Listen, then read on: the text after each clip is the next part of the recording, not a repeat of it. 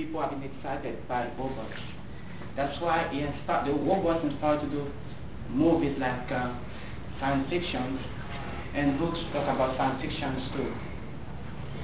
But it's only quite recently that robots just like this came to our world, in our community. That's when we took robots from the science fiction world and put it into the real world. And right now they serve us in many ways. And I want to talk to you about those ways robots helping us. But before I do so, I want you guys to have a great idea about a robot. What is a robot? A robot is, according to Western Dictionary, is a machine that can imitate people's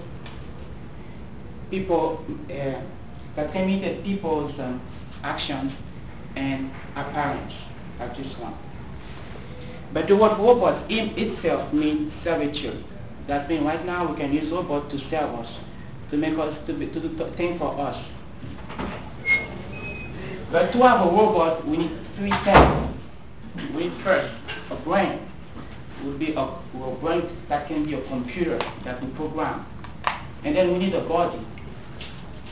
The body doesn't have to be human-like. It can be like an head only. It can be like a dog. Anything you want. And then we need a power supply, like this one right now, to have you get a good idea about robots. This one. Right. So right now I'm playing the brain.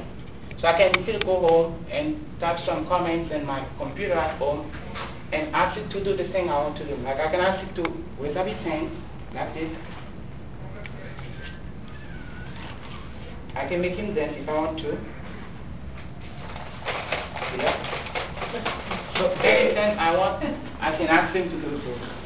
So that's, now we've got to clear it. So now I'm playing the brain, which is a computer that I programmed to make him work, etc. Then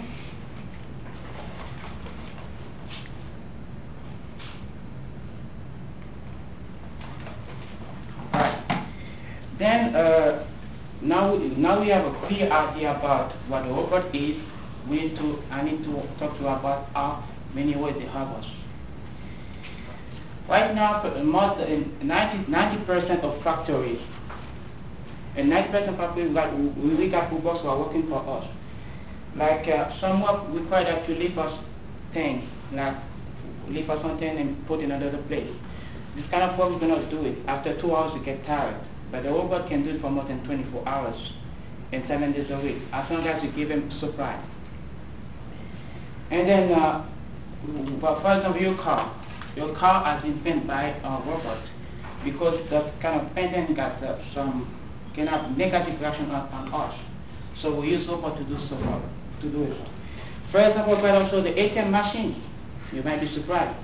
We usually wake up late at night. I want like one in the morning, and go and pick up money. Like you just say, I need $60 or more than that. There's nobody inside the office, the person in charge. But there's the robot, the ATM machine, take the money, count them and say you need 60 and give you 60. Or if you ask someone for 120, it gives you 120. Also, robots help us in a dangerous place. Like if there's a bomb right there, we won't send anybody to go and neutralize that bomb. We can ask. We use a robot to do so. It goes there and analyze everything and try to neutralize the bomb. Also, we talk about nuclear power station. Nuclear power station is our place we use to create bombs, nuclear bombs, everything. Over there, the heat is too high, but we cannot be there. So we're supposed to do so too. And in space, we know, maybe you know about Voyager. It's the one who make the tour of the outer system, our solar system, and give us information about the planet and every other the atmosphere, everything. And then fly to Mars. We cannot go to planet because it's too high. The temperature is too high too. So we use a robot to give us graphic information and pictures, everything we want. So now we have to understand that Thousands of robots are at work today, and they help us a lot. They work in factories, they work in space, nuclear power station, and everywhere. So in the future, robots may become even more important for us, and more important in our community. With the help of brains, they can become like clever as you. Really clever as you. Scientists say that by the year 2010, we might see people, well, we might see robots as big as you that will serve you in a restaurant in other places. Okay, all right. You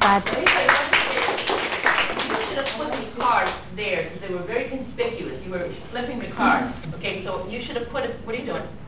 Huh? You should have put him on the podium and inserted them.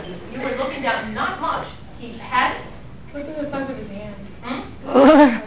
Yeah. What? He would have covered every part of what he was doing. Right, but that